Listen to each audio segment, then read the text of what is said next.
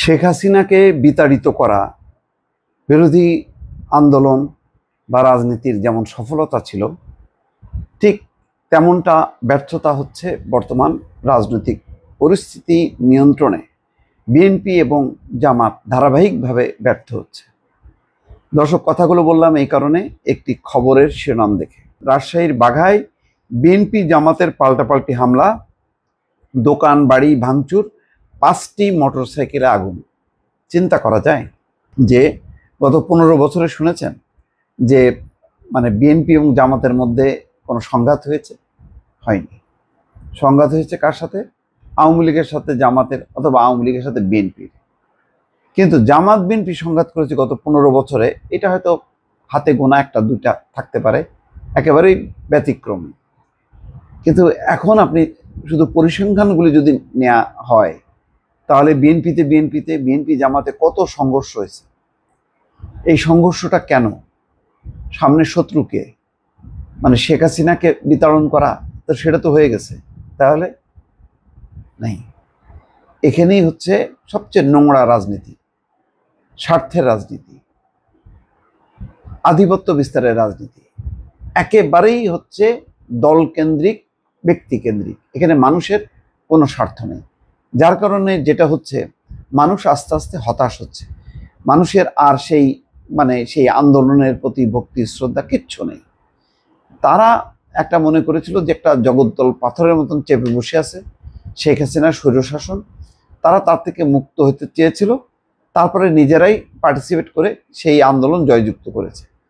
কিন্তু যারা, যে রাজনৈতিক দলগুলো বলল যে শেখ হাসিনাকে যদি ভাগানো যায় তাহলে দেশটা সুন্দরভাবে একটা গণতান্ত্রিক বিধিবিধানের মধ্যে সবার অধিকারের মধ্য দিয়ে পরিচালিত হবে, আবার গুম খুন অর্থ পাচার লুটপাট হবে না।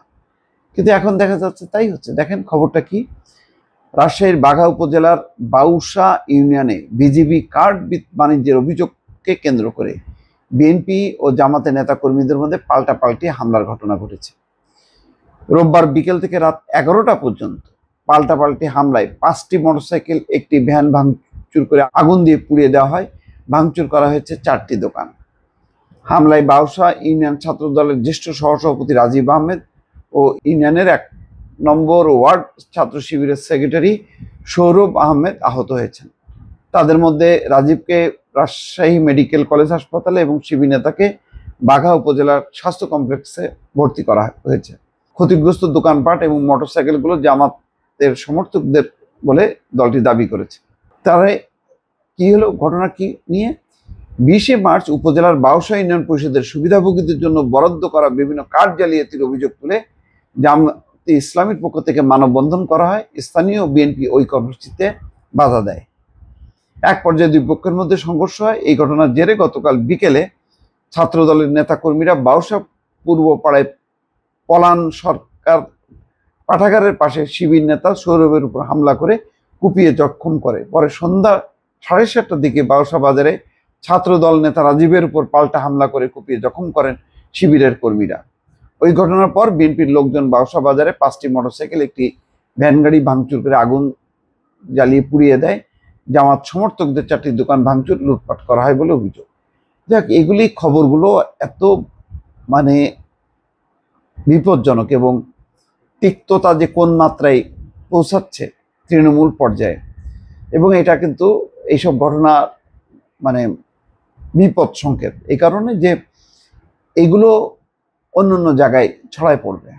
এবং আমি জানি না, যখন নাকি এই সমস্ত গণ্ডগোল হয়, সাথে সাথে জেলা পর্যায়ে হোক, বিভাগীয় পর্যায়ে হোক, জামাত বিএনপি নেতারা দ্রুত বেগে কেন নিজেদের মধ্যে কোঅর্ডিনেশন করে এগুলো থামাতে পারেন না, আমার এটা বোধে আসে না। আর এই যে সংঘর্ষ হইতে দিচ্ছে তারা বা চলছে, এর ফলে কি হচ্ছে, পাবলিক পারসেপশন কি হচ্ছে, এগুলি কি তারা কখনো চিন্তা করে? আমার মনে হয় না তারা চিন্তা করে। দর্শক, ভালো থাকবেন। আল্লাহ হাফেজ।